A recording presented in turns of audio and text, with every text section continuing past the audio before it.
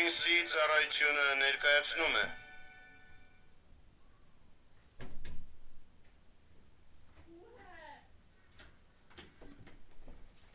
Ազատագրություն անեծքից։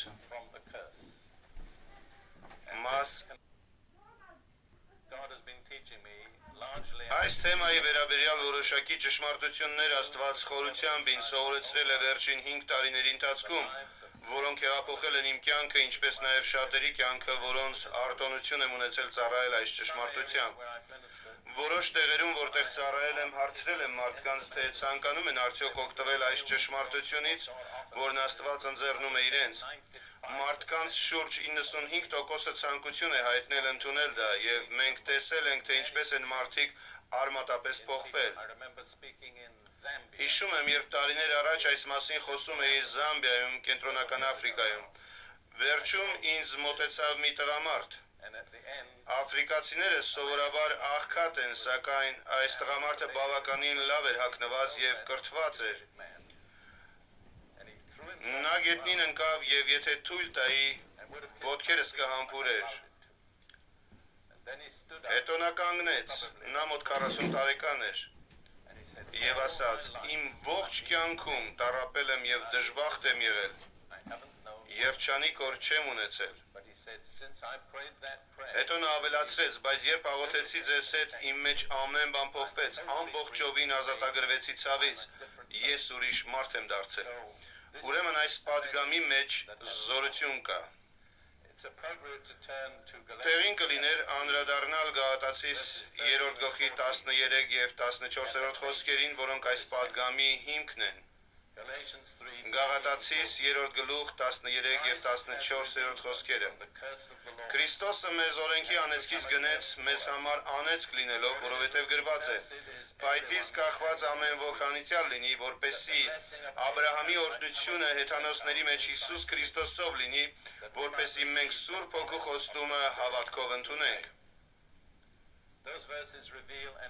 Այս խոսքերը մեզ հայտնում են այն փոխանակման մասին, որը տեղի ունեցավ, երբ Հիսուսը գանված էր խաչին։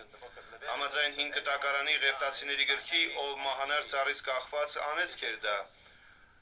Այսպիսով, երբ Հիսուսը կախվեց ծառից, որը խաչն էր,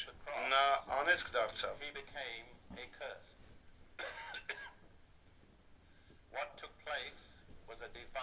Կատարված Աստծո կողմից սահմանված փոխանակումն էր, որը պարզորոշ գրված է այս համարներում։ Հիսուսը վերցրեց մեր վրա եղած ամեն տեսակի անեծքը, որ մենք ազատված լինելով անեծքից մտնենք օրհնության մեջ, որն Աստված պատրաստել էր իր ժողովրդի համար։ Այսպիսով կա մի պարզ ու գործնական փոխանակում։ Հիսուսն անեծք դարձավ, որ մենք ընդունենք օրհնությունը։ Որպեսզի սա ավելի պարզ դառնա ձեզ համար, կառաջարկեի ասել սա եւ կխնդրեի, որ ընթացքում օգտագործեք ձեր ձեռքերը։ Ձախ ձեռքը վատ բաների համար եւ աջ ձեռքը լավ բաների։ Մեկ անգամ նայեք ինձ եւ հետո մենք միասին կանենք։ Հիսուսն անեծք դարձավ, որ մենք կարողանանք ընդունել օրհնությունը։ Պարզ է։ Հիմա հիշեք, որ ձեր ձախ ձեռքը իմ աջ ձեռքի հակառակն է, այնպես որ ինձանով մի շփոթեք եւ ձեր հարևանի քթին էլ չզարկեք, այլ զգուշորեն արեք։ Պատրաստ եք։ Հիսուսը անեծք դարձավ, որ մենք ընդունենք օրհնությունը։ Հիմա ցանկանում եմ բացատրել ձեզ անեծքների եւ օրհնությունների ուղղությունը։ Սրանք Աստվածաշնչի երկու գլխավոր թեմաներն են։ Կարծում եմ օրհնություն բառը ողջ Աստվածաշնչում տարբեր ձևերով շուրջ 600 անգամ է հանդիպում, իսկ անեծք բառը մոտ 2 անգամ քիչ։ Բայց իմ փորձից սովորել եմ, որ Աստծո ժողովրդի մեծ մասն իրականում տեղյակ չէ օրհնությունների եւ անեծքների էությանը։ Հավատում եմ, Աստծո նպատակն է, որ Քրիստոսի փրկագնման միջոցով մենք ազատ լինենք անեծքներից եւ վայելենք օրհնությունները, բայց ամեն տեղ ուր ճամփորդել եմ, տեսել եմ քրիստոնյաների, ովքեր օրհնությունները վայելելու փոխարեն անեծքների մեջ են։ Եվ հիմնական պատճառն այն է, որ նրանք չեն կարողանում զանազանել, թե որն է անեծքը եւ որը օրհնությունը։ Երկրորդ պատճառը, որ անգամ զանազանելուց հետո չեն իմանում, թե ինչպես ազատվել անեծքից եւ մտնել օրհնության մեջ։ Այնպես որ թույլ տվեք սկսել տալով ձեզ օրհնությունների եւ անեծքների մի պարզ սահմանում։ Երկուսն էլ գերբնական զորության տարածման միջոցներ են։ Շատ կարևոր է հասկանալ, որ սրանք իրենց էությամբ բնական չեն, դրանք բնականի շրջանակներից դուրս են։ Օրհնությունները գերբնական զորության տարածման միջոցներ են ի բարին, իսկ անեծքները դեպի չարը։ Նրանց շատ բնորոշ է այն, որ շատ հաճախ դրանք մի սերնդից փոխանցվում են մյուս սերնդին։ Երբեմն այնքան է տևում, մինչև մեկն իմանա, թե ինչպես դրա վերջը տալ եւ կտրել այն, եթե դա անեծք է, եւ նման արդյունքում ձեզանից շատերը տառապում են այն բաների դրսևորման պատճառով, որոնք տեղի են ունեցել շատ սերունդներ առաջ։ Եվ դուք պետք է իմանաք, թե որտեղ է սկսվել ձեր խնդիրը եւ որևէ բան ձեռնարկեք դրանից ազատագրվելու համար։ Օրհնությունները եւ անեծքները սովորաբար ուղեկցվում են խոսքերով։ Դրանք կարող են արտաբերված, գրված կամ էլ ներքուստ ասված խոսքեր լինեն։ Օրհնություններն ու անեծքները կարող են փոխանցվել նաեւ առարկաների միջոցով։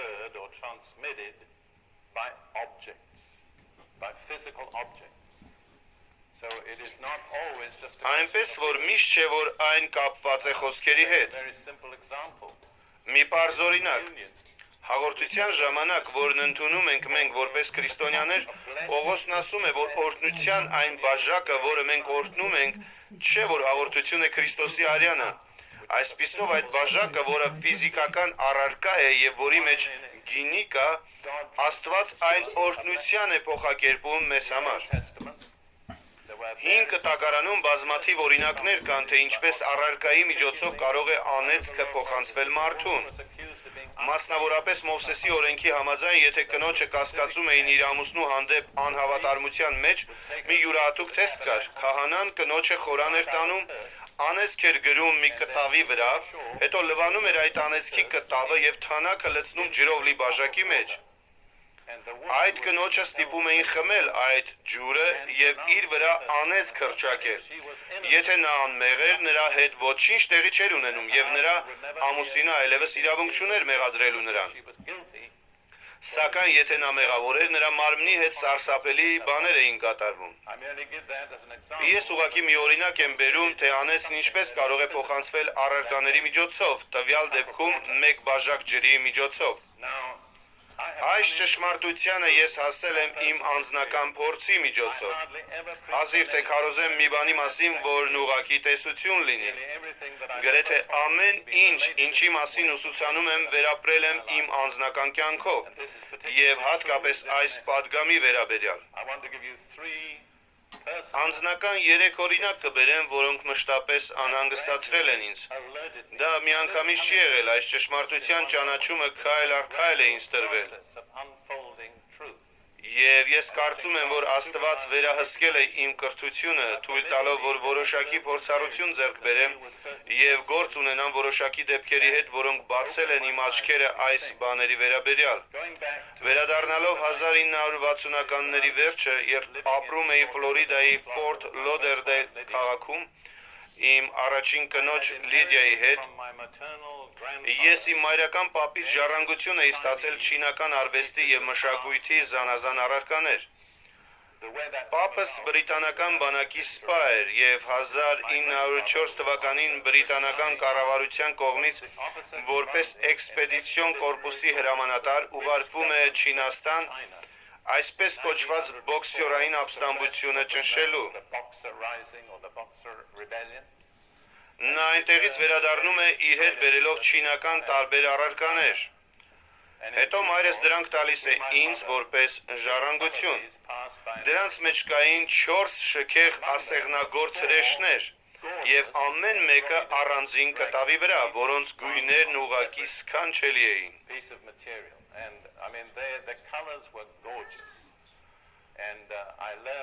Մի անձնավորություն, ով տեղյակ էր չինական մշակույթից, ասաց ինձ, որ դրանք կայսերական հրեշներ են եղել, որովհետև 5 թաթ ունեին։ Սովորական հրեշները 4 թաթ ունեն, իսկ կայսերականները 5։ Ես շատ մտերիմ էի իմ պապի հետ, որի պատճառով էլ այդ հրեշները շատ թանկ էին ինձ համար։ Երբ մենք տեղավորվում էինք Ֆորտ Լոդերդեյլի մեր տանը, ես այդ 4 հրեշների պատկերները դրեցի շրջանակի մեջ եւ կախեցի հյուրասենյակի պատից։ Սակայն որոշ ժամանակ անց Սուրբ Հոգին սկսեց անհանգստացնել ինձ։ Երբևէ անհանգստացրել է ձեզ Սուրբ Հոգին։ Գիտեք, թե սկզբում ինչ ենք անում, թոթափում ենք մեզ եւ ասում, որ դա անմտություն է, հնարավոր չէ, որ Սուրբ Հոգին այդպես ասի։ Այնուամենայնիվ Սուրբ Հոգին ինձ ցույց տվեց, թե ըստ Աստվածաշնչի հրեշն իրենից ինչ է ներկայացնում։ Ես բավականին լավ գիտեի Աստվածաշունչը, որ հասկանայի, թե հրեշը պարզորոշ ներկայացնում է սատանային, Հայտնության 12-րդ գլխի 9-րդ խոսքից սկսած։ Այնուհետև նա ասաց ինձ, արդյոք պատվաբեր է քեզ Տիրոջ ծառային, որ հյուրասենյակի պատից կախված լինի մի պատկեր, որը գովազդում է սատանային։ Որոշ ժամանակ պայքարում էի սրա դեմ, բայց հետո ասացի, լավ Տեր, դու հաղթեցիր, ես կազատվեմ այդ հրեշներից։ Եվ ես արեցի դա եւ արեցի Աստծուն հնազանդվելու համար։ Եվ դրա արդյունքը բավականին հիշարժան էր։ Մինչ այդ ժամանակը իմ ֆինանսական դրությունը միջին մակարդակի վրա էր։ Ես շրջում քարոզում եմ եւ դրա համար պարգևատրություններ էի ստանում, դա ծածկում էր մեր կարիքները, սակայն մենք չէինք կարողանում որևէ խնայողություն անել։ Նաեւ իմ ընտանիքի մեջ տարօրինակ բաներ էին կատարվում։ Ես դժվարություններ ունեի կնոջս հետ փոխհարաբերության մեջ, այդ ժամանակ ծնողներիցս բավականին խոշոր գումար ժառանգություն ստացա, սակայն որոշ մարդկանց անպատասխանատվության պատճառով այդ ժառանգությունը որոշ ժամանակով սառեցվեց։ Եվ երբ ազատվեցի այդ հրեշներից, սկսեցի հասկանալ, որ իմ բարեկեցության մակարդակը փոխվեց։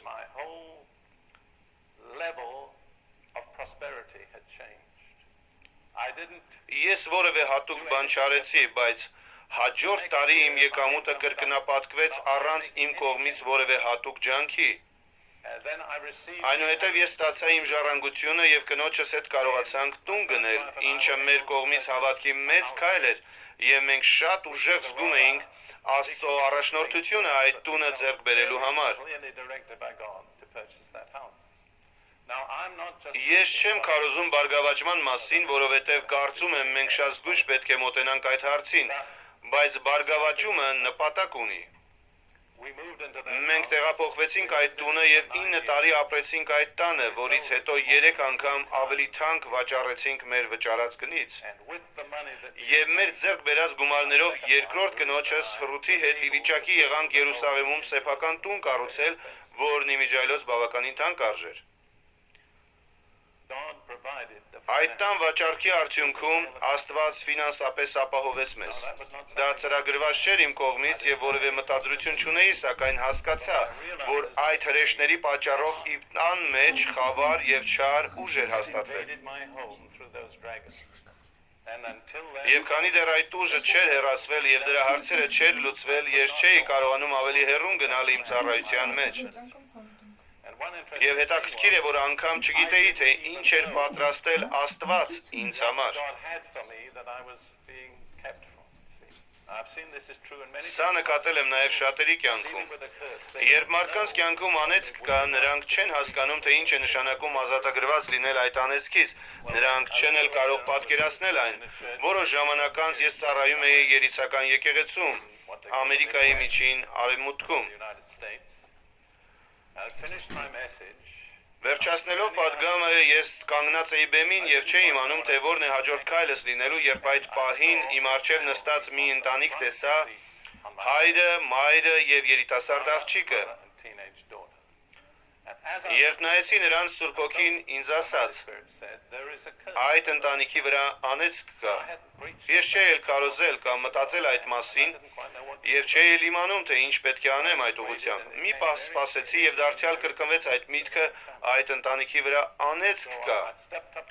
Ես մոտեցա ընտանիքի հորը եւ ասացի. «Պարոն, ես հավատում եմ, որ Աստված ինձ ցույց է տվել, որ ձեր ընտանիքի վրա անեծք կա։ Կցանկանայիք արդյոք ազատվել դրանից Հիսուսի անունով»։ Այդ ժամանակ բացարձակ որևէ փորձառություն չունեի եւ շարժվում էի զուտ հավատքից դրդված։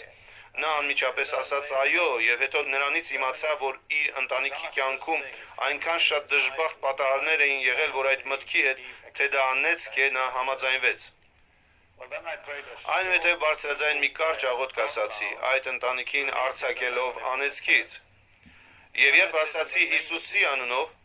այդ ընտանիքի յուրաքանչյուր անդամի մոտ ֆիզիկական տեսանելի դրսևորում հայտնվեց, թեպետ եւ ես նրանցից ոչ մեկին ձեռքով չէի հպվել։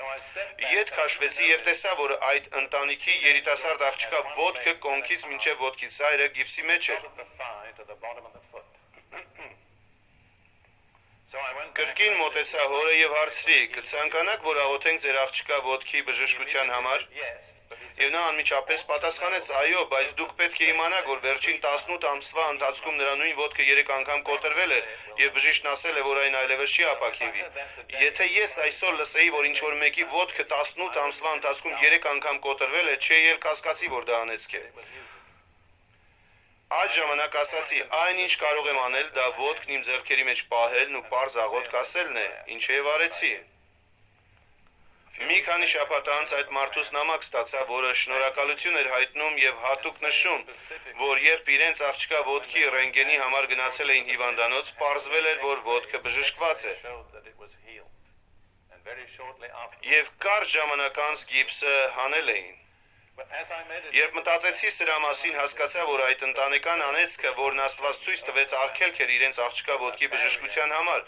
եւ քանի դեռ արգելքը կար, ոտքի բժշկության համար աղոթքը արդյունավետ չէր, եւ հարյուրավոր անգամներ դրա վկան եմ եղել, որ ընտանեկան կամ անհատական անեծքը Աստծո ժողովրդի համար կարող է Աստծո սահմանած օրհնությունների անտեսանելի արգելք լինել։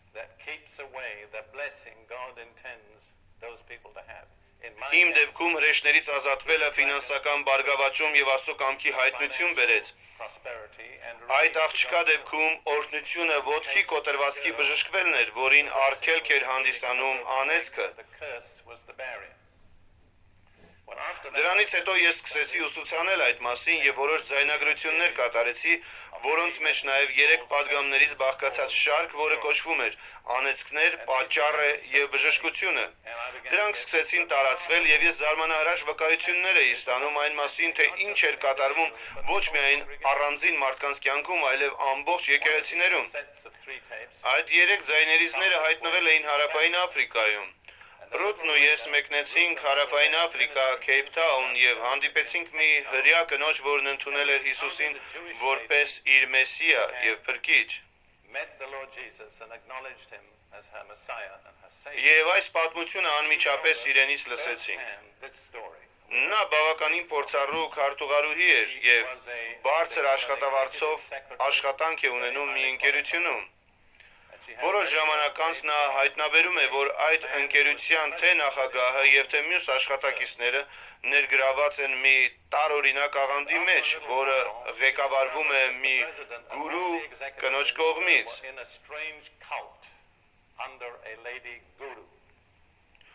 Նախագահն իր քարտուղարուհուն խնդրում է տպել այն մի քանի օրհնությունները, որոնք այդ կինը արտասանել էր ընկերության աշխատողների համար։ Երբ մեր ծանոթը սկսում է մեքենագրել դրանք, հասկանում է, որ դա ընդհանրապես կապ չունի օրհնության հետ։ Այդ պատճառով նա գնում է իր ղեկավարի մոտ եւ ասում. «Ներեցեք, բայց ես ազատ չեմ զգում մեքենագրել այս օրհնությունները»։ Ղեկավարը մեծահոգի է լինում եւ ներողություն է խնդրում ու ասում, որ եթե նա իմանար, որ այն իր խղճի դեմ է, չէր խնդրի իրեն։ Այդպիսով դա վերջանում է։ Ես համոզված եմ, որ այդ գուրուն լսել էր, որ քարտուղարուհին հրաժարվել էր մեքենագրել իր օրհնությունները եւ ով գիտե, թե դրանից հետո ինչ էր արել։ Նա գուցե աղոթել կամ էլ անեծք էր արտահայտել, բայց այս առումով տարբերություն չկա։ Մի քանի շաբաթվա ընթացքում այս քարտուղարուհին, որին ես կանվանեմ Մարիա, թեպետ դա իր անունը չէ, զգում է, որ իր մատները չեն ծալվում եւ եթե փորձի էլ տանջալից ցավ է զգում։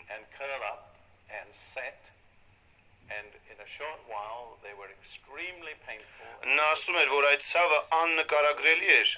Նա ստիպված է լինում առանձին քնել իր ամուսնուց, որովհետև երբ ամուսինը մի կողմից մյուս կողմն է շրջվում ու անկողինը շարժում, մատների մեջ անասելի ցավ է զգում։ Նա գնում է բժշկի եւ ռենտգենի արդյունքում պարզվում է, որ դա ռևմատիկ արտրիտ է։ Որոշ իմաստով նա հաշմանդամ է դառնում։ Մեկ այլ կին խարիզմատիկ շարժումից ստանում է իմ 3 ձայներիզները եւ զգում, որ Մարիամը պետք է լսի դրանք։ Չեմ կարծում, որ Մարիամը ոգևորվում է դրանցով, որովհետև նա բավականին կասկածամիտ անձնավորություն էր եւ մտածում է, որ անեծքները միջնադարյան երևույթ են։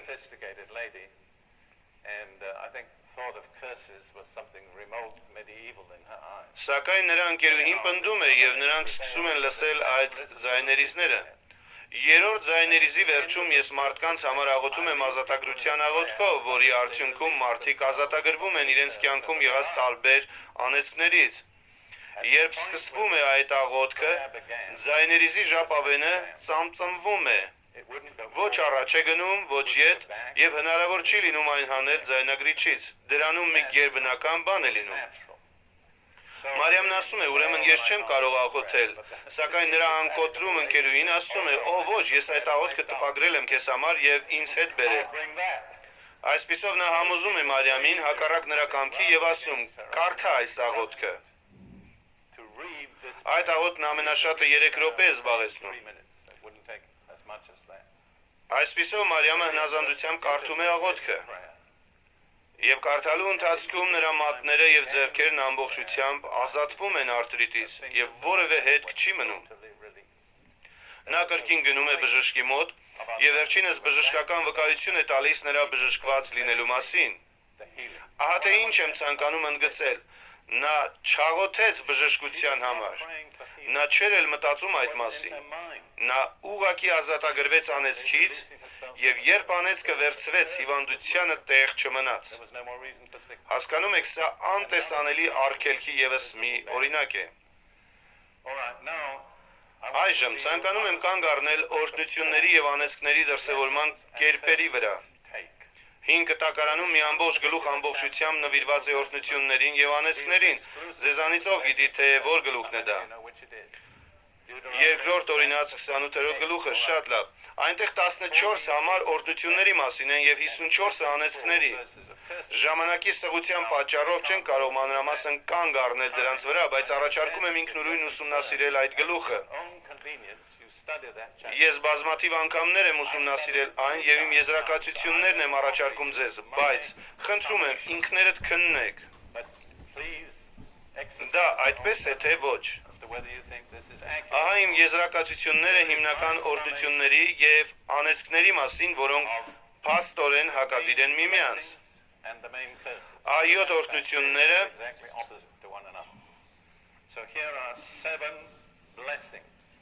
Առաջին,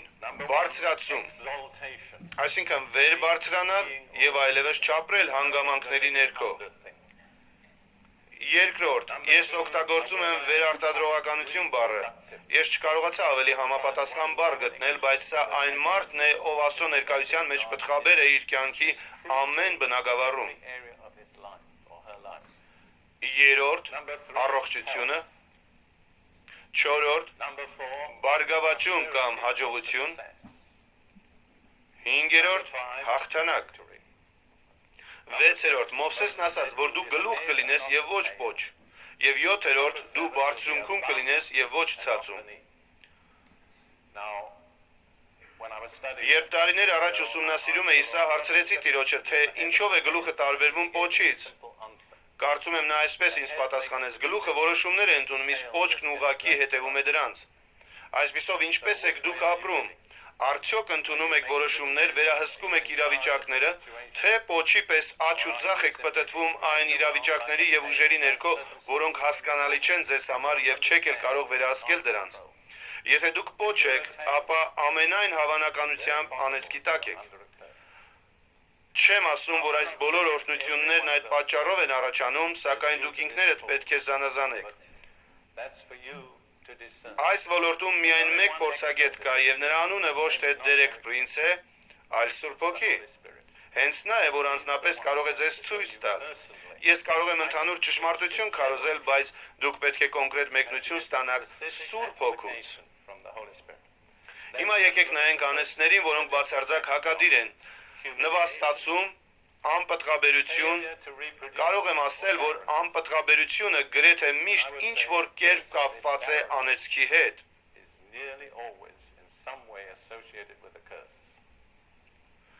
Երրորդ, ամեն տեսակի հիվանդությունները եւ երբ կարդում եք երկրորդ օրինաց 28-րդ գլուխը, ապա չկա մի հիվանդություն, որ այնտեղ չհիշատակվի։ Չորրորդ, աղքատություն կամ անհաջողությունը։ Հինգերորդ, պարտություն։ Վեցերորդ, դուք պոչ եք եւ ոչ գլուխ։ Յոթերորդ, դուք ներքևում եք եւ ոչ վերևում։ Միգուցե լսել եք այն պատմությունը, հանդիպում են երկու քրիստոնյա եւ մեկը մյուսին հարցնում է ինչպես ես եղբայր, նա պատասխանում է դե հանգամանքների ներքո, ված չեմ ապրում, իսկ մյուսը հարցնում է իսկ ինչ գործ ունես հանգամանքների ներքո։ Մենք պետք է վերևում լինենք եւ ոչ թե ներքևում։ Այսպիսով տարիների ընթացքում բացի այս ցանկից ես նախանշանների մի ցանկ եմ կազմել, որոնք հուշել են ինձ հավանական անեծքի մասին։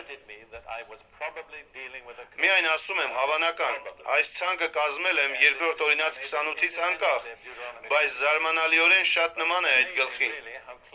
Եվ 7 կեթերից բաղկացած մի ցանկ եմ ստացել։ Ուզում եմ ես պարզ ասել,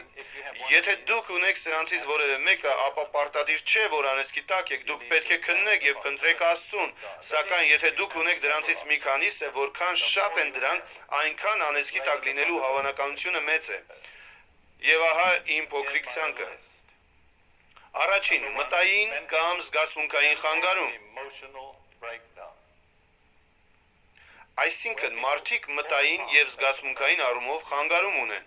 Եվ մարդիկ ասում են, նախ խանգարված է, կամ երկուսն էլ իրար հետ են լինում։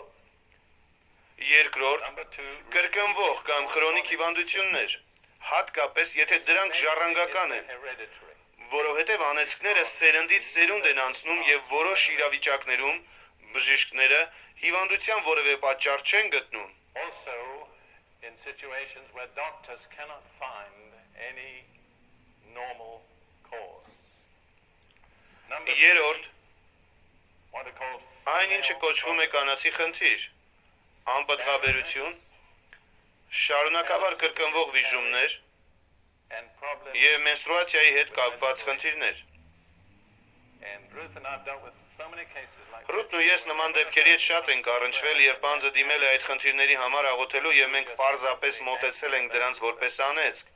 Փաստացիորեն եկել ենք այն եզրակացության, որ ուղղակի ժամանակ են կորցնում ծառայելով հիվանդներին առանց սովորեցնելու, թե ինչպես ազատվեն անեծքից։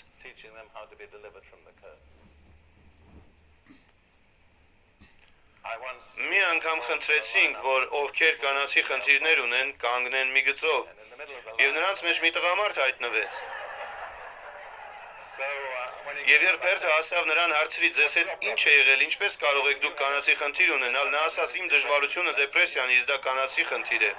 սակայն ես չընդունեցի նրա ասածը։ Հաջորդ անեծքը ամուսնալուծությունն է եւ ընտանիքների խորհրդացումը, երբ ընտանիքները քայքայվում են եւ երեխաները օտարվում են միմյանցից ու ծնողներից։ Այստեղ անեծքի հավանականությունը շատ մեծ է։ Հաջորդը ֆինանսական անբավարարությունն է։ Ուզում եմ զգուշորեն արտահայտվել։ Կարճատև աղքատությունը կարող է փորձություն լինել, որի միջոցով Աստված է ցանկանում անցկացնել ձեզ։ Բայց եթե միշտ ձեզ չի բավարարում եւ երբեք բավարար միջոցներ չեք ունենում, միշտ հազիվ եք ծայրը ծայրին հարցնում, ապա կարծում եմ, որ հավանաբար անեծքի տակ եք։ Հաջորդն այսպես է հնչում. դժբախտ պատահար։ Այլ խոսքով դուք այն մարդկանցից մեկն եք, ում հետ միշտ դժբախտ բաներ են լինում։ Սա այնքան իրական է, որ ապահովագրական կազմակերպությունները սա անպայման հաշվի են առնում, եթե դուք պատահարների առումով բարձր ռիսկի տակ եք։ Ես նկատի ունեմ, որ անբնական է, երբ ամեն անգամ մայթն անցնելուց դուք կոտրում եք ձեր ոտքի կոճը, կամ էլ ամեն անգամ ձեր կինը մեքենայի դուռը փակում է ձեր մատին եւ նման բաներ, կամ էլ փոքր միջատները միշտ հենց ձեր աչքի մեջ պետք է մտնեն։ Սա բնական չէ, երբ այն մշտապես շարունակվում է։ always going on. Եվ վերջապես ինքնասպանություններ եւ անբնական մահեր ընտանիքի պատմության մեջ, եթե դրանք հաճախ են տեղի ունեցել։ Frequency of those things in a family. Թույլ տվեք մեկ անգամ եւս համառոտ կրկնել այս ցուցակը։ Մտավոր կամ զգացմունքային խանգարում, Emotional breakdown, շարունակաբար կրկնվող կամ քրոնիկ հիվանդություններ, հատկապես երբ դրանք ժառանգական են, կանացի խնդիրներ, ամուսնության քայքայում եւ ընտանիքի խորթացում, ֆինանսական անբավարարություն, insufficiency, դժբախտ պատահարներ, prone, ինքնասպանության եւ անբնական մահերի դեպքեր ընտանիքում։ and unnatural deaths. Սա բոլորը չէ։ Everything. Դրա համար ես կփորձեմ նաև տալ ընդհանուր պատկերը, որովհետև շատ բաներ, որոնք անեծքի արդյունք են, չեն գտնվում այս ցուցակում։ The result of a curse that are not in that list. Եվ ահա թե ինչ են բացահայտել տարբեր մարդկանց հետ աշխատելու արդյունքում։ Կարելի է ասել, որ անեծքը երկար, չար ձեռք է անցյալից։ From the past. Եվ հնարավոր չէ որոշել, թե որքան հեռավոր անցյալից է դա գալիս։ Stretched out, Այն հայտնվում է ամեն անգամ, երբ դուք պետք է հասնեք հաջողության, այդ չար ձեռքը ձեզ ետ է քաշում, its evil arm trips you up. եւ դուք ստիպված եք սկսել ամենը նորից։ Դուք նորից առաջընթաց եք ապրում, սակայն կրկին սայթաքում։ Եվ սա դառնում է ձեր կյանքի պատմությունը։ Դուք գուցե զարմանաք, թե որքան շատ են այսպիսի պատմությունները, որ մարդիկ են պատմել ինձ։ So many times Որքան շատ են ասել, այ դա կատարվել է իմ պապի հետ, տպավորություն է ստեղծվում, որ այն միշտ ուղեկցել է իմ ընտանիքուն։ or another Կամ մեկ այլ պարզ պատկեր, անցյալից եկող մութ ստվեր, որը ձեր կյանքի վրա է եւ ծածկում է Աստծո օրհնությունների լույսը։ side of God's blessing. Դուք տեսնում եք, թե ինչպես մյուսները քայլում են արևի լույսի ներքո եւ գիտեք, որ այն այստեղ է եւ իրական, բայց կարծես արևն իր ողջ զորությամբ չի փայլում ձեզ վրա։ Fully on you. Եթե այս ասվածներից որոշները վերաբերվում են քեզ,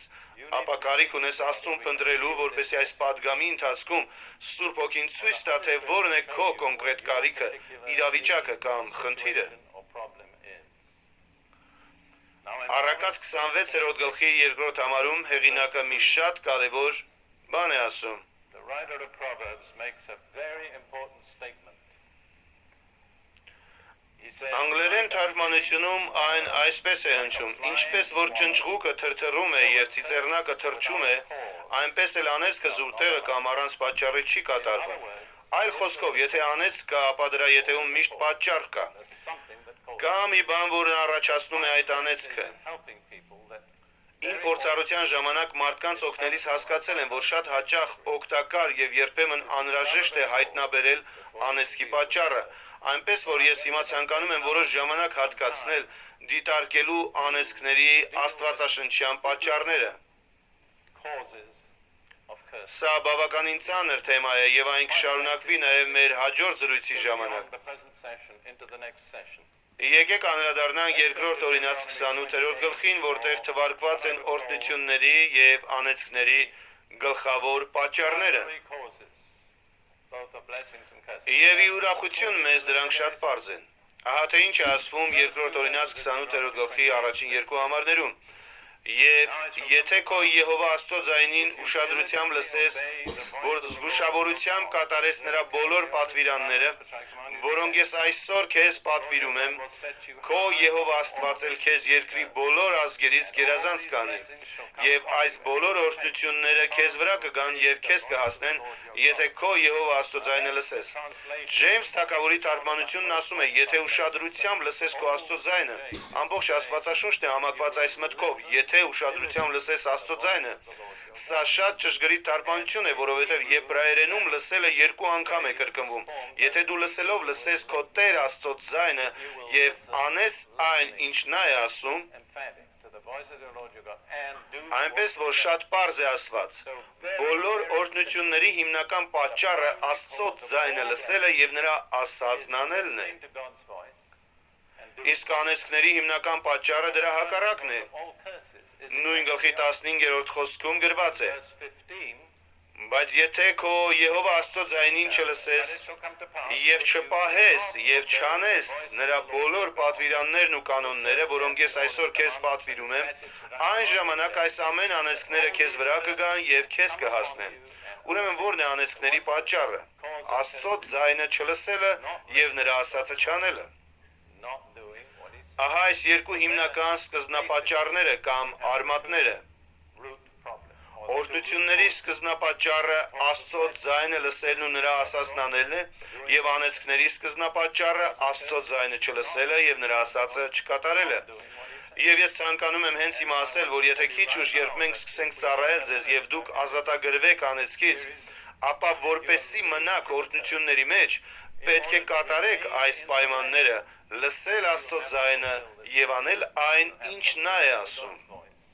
And do what Եթե նորից վերադառնանք անհնազանդությանը, ապա դարձյալ կընկնենք անեծքի տակ։ you're liable to come under a curse again. Now, Աստվածաշնչում նշվում են նաև անեծքների տարբեր աղբյուրներ եւ կոնկրետ պատճառներ։ and specific Մենք դիտարկեցինք ընդհանուր պատճառը, իսկ այժմ եկեք կանգ առնենք ավելի կոնկրետ դեպքերի վրա։ Անեծքի առաջին աղբյուրը դա գուցե զարմացնի շատերին Աստված է։ some of you is God himself. Աստվածաշնչում շատ դեպքեր կան, երբ հենց Աստված է հայտարարում անեծքը։ Self-pronounces. Հավանաբար Աստծո դատաստանի ամենահիմնական ձևերից մեկը անհնազանդ մարդկանց կամ ազգերի հանդեպ անեծք հայտարարելն է։ Indian people or nations is to pronounce a curse on them. Իսկ երբ անեծքն իրագործվում է, ապա դա Աստծո դատաստանի արդյունքն է լինում, հասկանում եք, Աստված ինչպես օրհնում, այնպես էլ անիծում է։ And curses. Այսպիսով առաջին հերթին մենք կդիտարկենք այն անեծքները, որոնք հենց Աստծուց են դուրս գալիս։ God himself. And there is one supreme Ելից 20-րդ գլխի 3-ից 5 խոսքերում նշված է կարևորագույն պատճառը։ verses 3 through 5. Ելից 20, 3-ից 5 համարները։ Սա 10 պատվիրանների առաջին մասն է։ The first part of the 10 Թույլ տվեք ասել, որ մարդկանց կյանքում անեծքների մեծագույն եւ ամենատարածված պատճառը առաջին երկու պատվիրանների խախտումն է։ in people's lives is breaking the first two commandments. Ես վստահ եմ, որ անհնար է խախտել այս պատվիրանները եւ չարժանանալ անեծքի պատժին։ Without coming under it. Եկեք կարդանք այս խոսքերը։ Now let me read those words. Բացի ինձանից ուրիշ աստվածներ չունենաս։ Եբրայեն թարգմանությունում գրված է ինձանից բացի։ Հարցն այն չէ, որ Տերը մնացած աստվածների մեջ գլխավոր աստվածը լինի, այլ նա ասում է. ես եմ Տերը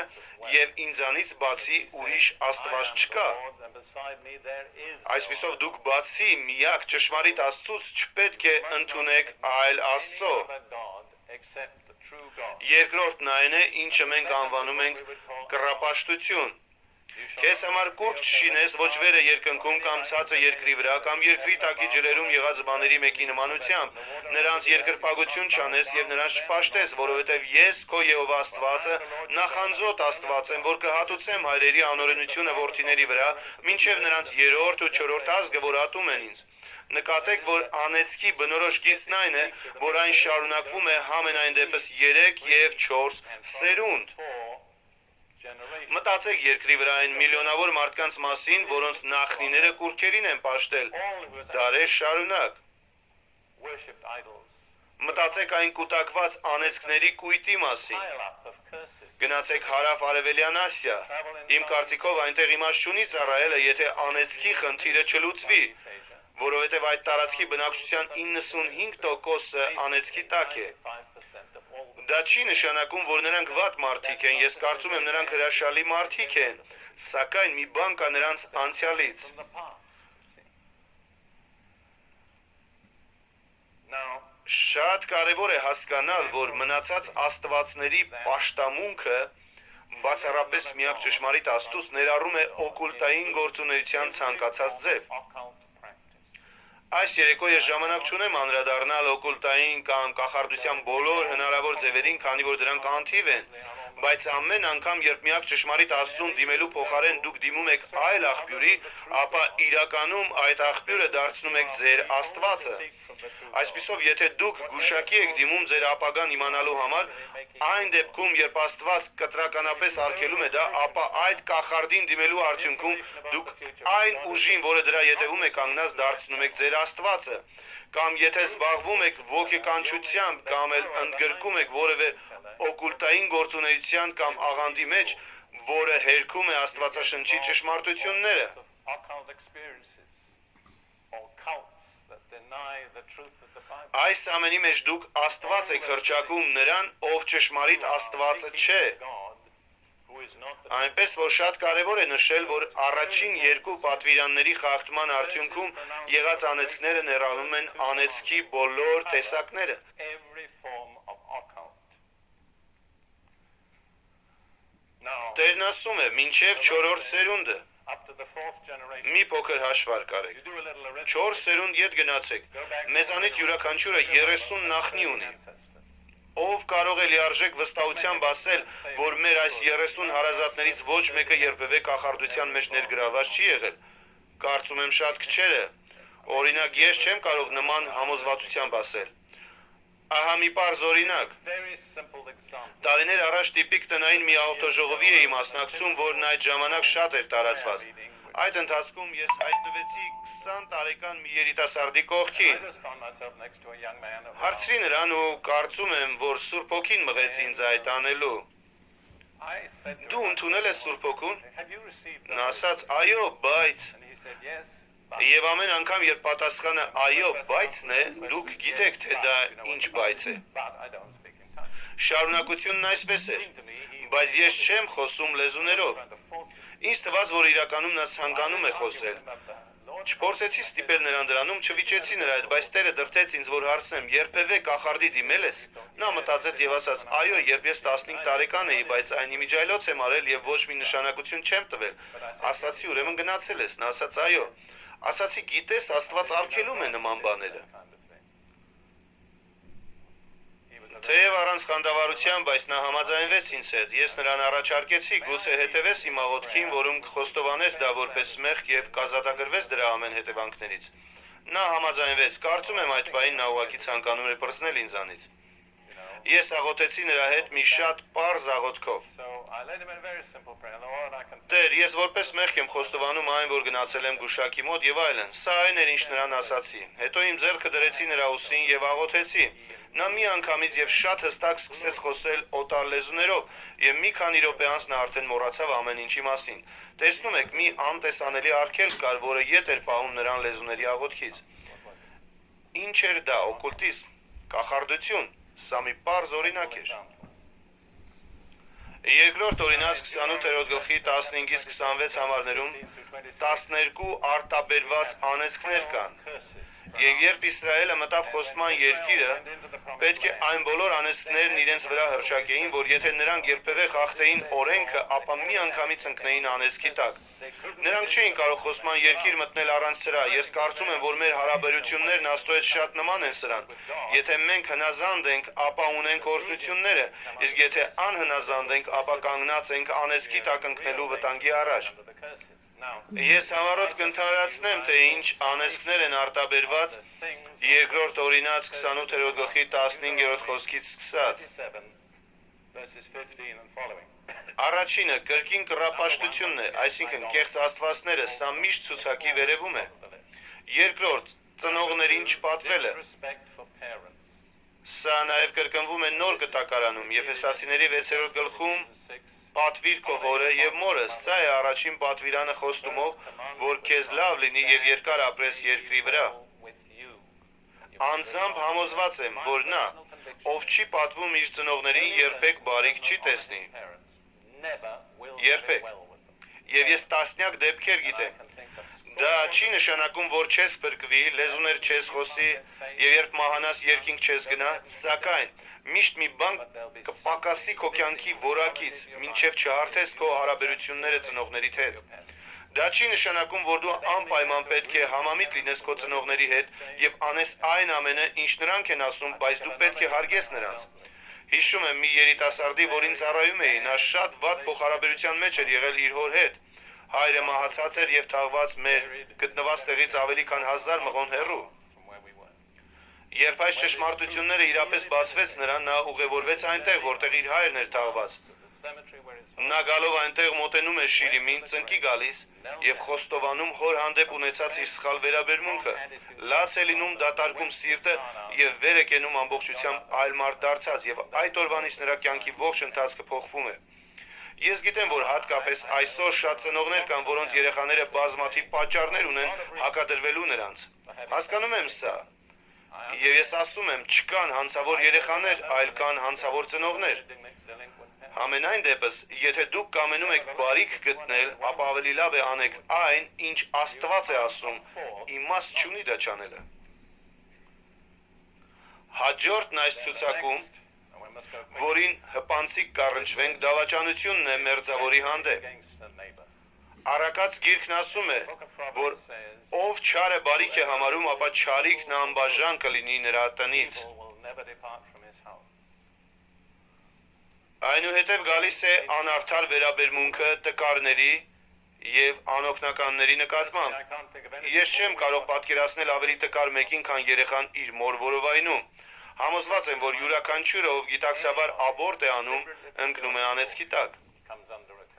Նման մեկին ես երբեք չեմ ծառայի առանց անեծքի հարցը լուծելու։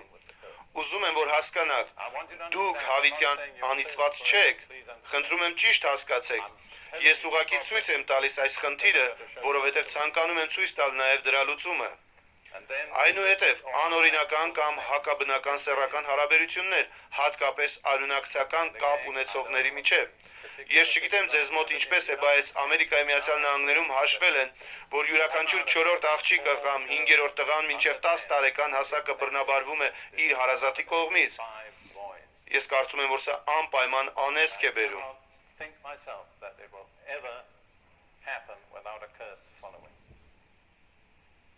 Այնուհետև այս ցուցակից մենք անցում կկատարենք Ծննդոց 12-րդ գլխին, որտեղ Աստված կանչում է Աբրահամին։ Մենք պետք է կանգ առնենք սրա վրա, որովհետև այստեղ մի կարևոր բան կա։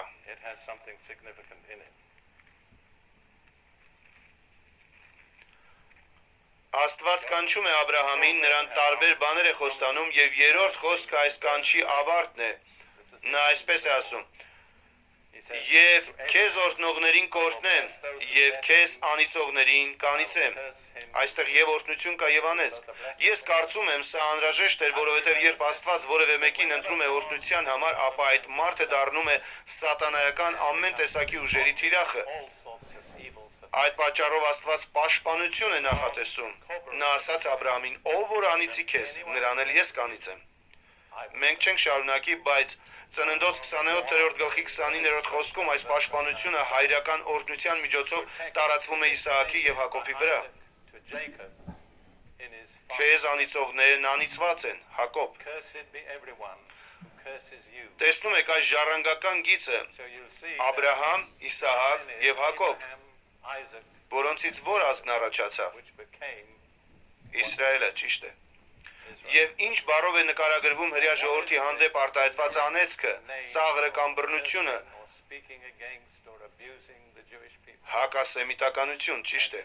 Իմ անձնական կարծիքով հակահրեականությունը գրեթե միշտ ուղեկցվում է անեծքով ինչպես առանձին անհատի, այնպես էլ մի ողջ ժողովրդի հանդեպ։ Եթե դուք նայեք վերջին 19 դարերի պատմությանը, ապա կտեսնեք, թե ինչպես է մի ազգը մյուսի ետևից ընկել անեծքի տակ, որովհետև նրանք անիծել են հրեաներին։ Հռութն ու ես մի հրաշալի ընկեր ունենք, որը Հայֆայում ծնված պաղեստինցի արաբ է և Ամերիկայի քաղաքացի։ Մի քանի տարի առաջ նա հուզիչ հանդիպում է ունենում Հիսուսի հետ։ Ես ներկա եմ գտնվել նրա Սուրբ Հոգով մկրտվելու ժամանակ։ Մինչ ապաշխարելը նա միլիոնատեր էր, իսկ փրկվելուց հետո, լսեք ինձ, նա սննկացավ։ Նա Աստծուն հարցնում է. «Աստված, ինչ ես անում ինձ հետ»։ Իսկ Աստված պատասխանում է. «Ես լուծում եմ քո հպարտության խնդիրը»։ Բայց Աստված նաև մի կարևոր բան է ցույց տալիս նրան, այն, որ նա և իր նախնիները մշտապես անիծել են հրեա ժողովրդին։ Եվ հավատացեք ինձ, ես ապրել եմ Պաղեստինի արաբների մեջ, դա նրանց համար նորմալ երևույթ է։ Հիմնականում բոլորն էլ դա անում են, բացառությամբ ոմանց։ Աստված ցույց է տալիս նրան, որ եթե վերջինս փոխի իր վերաբերմունքը, նա կվերականգնի օրհնությունները։ Նա ապաշխարում և խնդրում է, որ Աստված իրեն սեր տա հրեա ժողովրդի հանդեպ։ Եվ հիմա, թեկուզ նա պաղեստինցի արաբ է, սակայն ավելի իսրայելամետ է, քան շատ հրեաներ, այժմ նա մուլտիմիլիոնատեր է։ Տեսնում եք, թե որքան կարևոր է գտնել ձեր կյանքում գործող պատճառները։ Այնուհետև մի շատ կարևոր անեծք կա, որն արտահայտվել է Երեմիա մարգարեի միջոցով, որը մի քանի կարճ բառերից է կազմված։ Ինձ թվում է, թե հաճախ մենք պարզապես առանց ուշադրություն դարձնելու անցնում ենք դրանց կողքով։ Երեմիայի 17-րդ գլխի 5 և 6-րդ խոսքերը։ Այսպես է ասում Տերը. «Անիծյալ լինի այն մարդը, որ մարդու է ապավինում և մարմինն իրեն բազուկ շինում և իր սրտով խոտորում Աստծուց։ Նա Մոշենու պես պիտի լինի անապատում և պիտի բարիքը եկած ժամանակ չտեսնի և պիտի բնակվի անապատի այրված տեղերում, աղի և անբնակ երկրում»։ Խնդրում եմ, նկատեք, որ սա շատ հստակ նկարագիրն է այն մարդու, ով անեծքի տակ է։ Օրհնությունները նրա շուրջն են, բայց նա ապրում է աղի երկրում։ Անձրևն ամեն տեղ գալիս է, բայց նրա վրա չի թափվում։ Ո՞րն է այդ անեծքի պատճառը։ Հույսը մարդու վրա դնելը և մարմինն իրեն բազուկ շինելը։ Սուրբ Գիրքն ասում է, որ այդ մարդու սիրտը հեռանում է Աստծուց։ Այլ խոսքով, ահա մի մարդը, ով ճանաչել է Աստծո գերբնական օրհնությունները և շնորհը և այդքանից հետո շրջվում է իր սեփական ջանքերին, մեջքով դառնալով Աստծո շնորհին։ Հենց սա է անեծք բերում։ Խնդրում եմ, որ խորեք այս մասին, բայց ես կասեի, որ այսօր սա ներկա եկեղեցու մեծագույն խնդիրներից մեկն է։ Եկեղեցու բոլոր գլխավոր շարժումների գրեթե մեծ մասը, որոնք մենք գիտենք եւ որևէ մեկի անունը չեմ տա, սկսվել են Սուրբ Հոգու գերբնական այցելության եւ աշխատանքի շնորհիվ։ Հակառակ դեպքում նրանք չէին էլ մնա պատմության մեջ, սակայն այսօր նրանց մեծ մասը հեռացել է Աստծո գերբնական զորությունից եւ շնորհքից ու սկսել հուսալ սեփական զորությանն ու կարողությանը։ Եվ հենց այս պատճառով նրանք անեծքի տակ են։ Կարծում եմ, որ սա քրիստոնեական եկեղեցու մեծագույն խնդիրներից մեկն է, որ երբ մենք պետք է օրհնության տակ լինենք, ապա անհնազանդության պատճառով համաձայն Երեմիայի 17-րդ գլխի 5-րդ խոսքի անեծքի տակ ենք հայտնվում։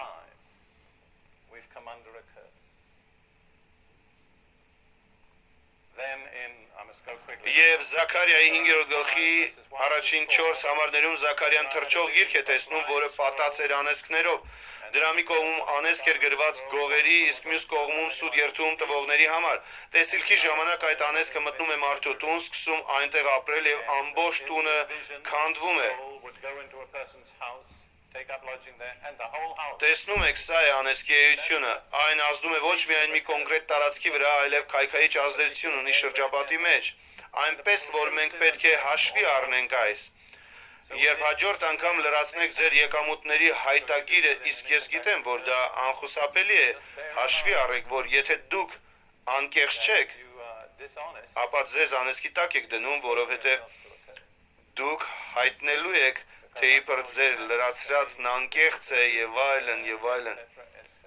Գիտեք, որ Միացյալ Նահանգներում առանձին ապրանքների արժեքը 10%-ը ապահովագրական ծախսն է գողության դեմ։ Ուղղակի մտածեք, թե որքան տարբեր կլիներ մեր վիճակը,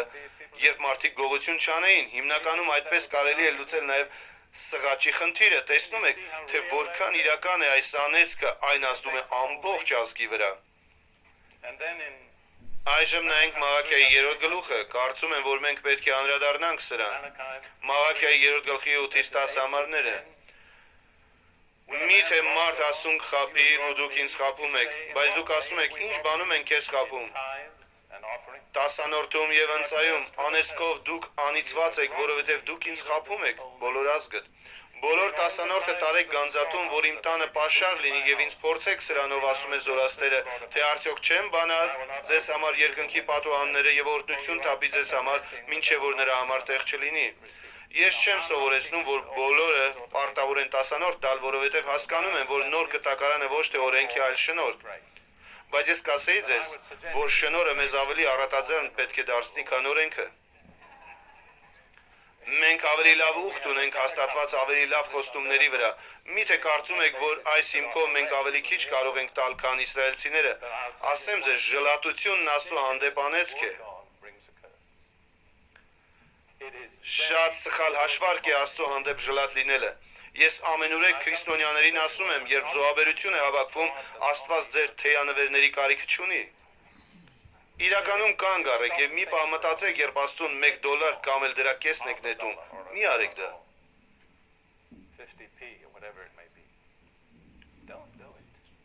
Դուք պարտավոր չեք տալ, բայց դուք Աստծուն եք տալիս։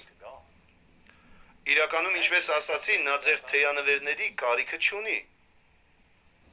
There's such irreverence. Եկեղեցում այնպիսի անարգալից վերաբերմունք կա զոհաբերության հանդեպ, մենք պետք է հասկանանք, որ զոհաբերությունը Աստծուն պատվելու մի մասն է, եւ դա պետք է պատկառանքով արվի։ Պետք է ասեմ, որ մինչև իմ ուղնուցուսն անգլիացի եմ, եւ իմ սեփական ժողովրդի համար կարող եմ ասել, որ մեծ Բրիտանիան իր վրա անեծք է բերել, որովհետեւ անգլիացի քրիստոնյաները հիմնականում փակ ձեռն են։ No, I think Փառք Աստծո, որ սա փոխվում է։ Ես կարծում եմ, որ մեծ Բրիտանիայի համար նոր օրեր են գալիս, բայց ես վերապրել եմ սա։ Շուրջ 10 տարի ես հովվական ծառայություն եմ անցկացրել Անգլիայում։ Անգլիայի եկեղեցու խորհրդի նշանաբանը սա էր՝ պահիր նրան խոնարհության մեջ, իսկ մենք հոգ կտանենք նրա աղքատության համար, եւ նրանք իրականում կատարում են սա։ and then in Galatians Եկեք նայենք Գաղատացիներին առաջի գլուխը։ Galatians 1. Here is another Ահա մի խոսք, որ իր հզոր ազդեցությունն ունի եկեղեցու վրա։ that affects the church. Պողոսը խոսում է այն ավետարանի մասին, որը գերբնական ձևով է հայտնվել իրեն Հիսուսի միջոցով։ And he says in Galatians Նա ասում է Գաղատացիս առաջին գլխի 8-ից 9 համարներում, բայց եթե մենք էլ կամ երկնքից մի հրեշտակ ավետարանի ձեզ նրանից ուրիշ ավետարան, քան թե որ մենք ավետարանեցինք ձեզ նզովված լինի։ accursed. Ինչպես առաջ ասացինք եւ հիմա դարձյալ ասում եմ, եթե մեկն ավետարանի ձեզ նրանից ուրիշ, քան որ դուք առակ նզովված լինի։ Այստեղ նզովված բառը վերցված է հունարենից եւ այն անաֆեմա բառն է, որը նշանակում է մի բան, որն այնքան տհաճ գարշելի Աստծուն, որ նա երբեք չի ուզենա որևէ գործ ունենալ դրա հետ։ Abhorrent to God. Դա ամբողջովին կտրված է նրանից։ It's totally shut off from him. Որն է այդ անեծքի պատճառը։ Ավետարանի անունից քարոզել ցանկացած բան, որն ավետարանի ճշմարտությունը չէ։ Which is not the truth of the gospel. Եվ դուք կողքի դնեք Երեմիայի 17-րդ գլխի 5-րդ խոսքը եւ Գաղատացիների առաջին գլխի 8 եւ 9 համարները եւ կիրառեք ժամանակակից եկեղեցում, կարծում եմ, հարց կառաջանա, թե արդյոք որևէ օրհնության տեղ մնաց, թե ոչ։ And you add Եվ եթե դրան էլ ավելացնենք Մաղաքիայի 3-րդ գլուխը, որն ասում է անիծյալ լինի նա, ով ժլատ կգտնվի Աստծո առաջ, եղբայրներ ու քույրեր, գիտեք, you know what we need? թե ինչ պետք է անենք։ We need to repent. Մենք պետք է ապաշխարենք, մենք պետք է փոխենք մեր ճանապարհները, մենք պետք է շատ լուրջ վերաբերվենք Աստծո հանդեպ։ Հավատքի տարբեր սահմանումներ կան, բայց ես մի պարզ սահմանում կասեմ ձեզ. հավատքն այն է, երբ լուրջ ես վերաբերվում Աստծուն, Seriously. երբ Աստվածաշնչին ես լուրջ վերաբերվում։ Seriously. Now, we've come to the Մենք վերջացնում ենք այս հատվածը եւ թույլ տվեք ինձ հնարավորության դեպքում շատ կարճ ընդհանրացնել անեսների գլխավոր պատճառները, որոնց մենք արդեն անդրադարձանք։ which we've looked at. Առաջին հերթին սուտ աստվածներ, կռապաշտություն, կախարդություն եւ դա անմիջապես ցուցակի առաջին տեղում է։ Այնուհետև անարգանքը ծնողների հանդեպ, And then դավաճանությունը մերձավորի, անարդար վերաբերմունքը տկարների եւ անօգնականների հանդեպ, go helpless. անօրինական կամ անբնական սեռական հարաբերություններ կամ էլ մոտ ազգակցական ամուսնություններ, Depending on flesh rather than on the grace of God. հակասեմիտականությունը, մարմնի եւ ոչ թե Աստծո շնորհին հուսալը, գողությունը կամ սուտը, ժլատությունն Աստծո հանդեպ եւ ավետարանի աղավաղումը, այսինքն այնպիսի բան քարոզելը, որը մատուցվում է որպես ավետարան, բայց իրականում աղավաղում է այն։ Now, I was Երկրորդ համաշխարհային պատերազմի ժամանակ 5.5 տարի ծառայելով բրիտանական բանակում ես լսել եմ, թե ինչպես են քարոզում եկեղեցական բազմաթիվ այսպես կոչված սպասավորներ։ Ես չէի ճանաչում Տիրոջը, ծանոթ չէի ավետարանին, երբ կանչվեցի ծառայության։ Lord in the army. Տիրոջը հանդիպել եմ բանակում եւ չեմ հիշում մի սպասավորի, որ ավետարանը քարոզեր։ Սա շատ կարևոր հարց է։ So this is a tremendous issue that confronts Այժմ մենք պետք է ավարտենք մեր զրույցը, now. սակայն հաջորդ հանդիպման ընթացքում ես կշարունակեմ այս թեման եւ կսկսեմ այնտեղից, որտեղ կանգ առա։ Մենք կնայենք նաեւ անեծքի այլ պատճառներ, այնուհետև կանրադառնանք ամենակարևորին, այսինքն կիմանանք, թե ոնց ազատվել անեծքից։ Այդ պատճառով խնդրում եմ, մնացեք աղոթքի դիրքի մեջ։ Դա չի նշանակում, որ չպետք է խոսեք ձեր հարևանի հետ, սակայն մի կորցրեք այն օծությունը, որը հիմա ձեզ վրա է, որովհետև Աստված ձեզ համար շատ բաներ է պատրաստել։ not talk to your neighbor, but don't let the anointing which is on you right now be dissipated, because God has got a lot for you. Այսօր նա այստեղ շատ մարդկանց համար շատ բաներ է պատրաստել, Don't cheat բայց մի թալանեք ինքներդ ձեզ։ maintain an attitude Մնացեք այն դիրքի մեջ, որը ձեզ անեծքից ազատագրության իրավունք է տալիս, որ օրհնությունն ընդունեք։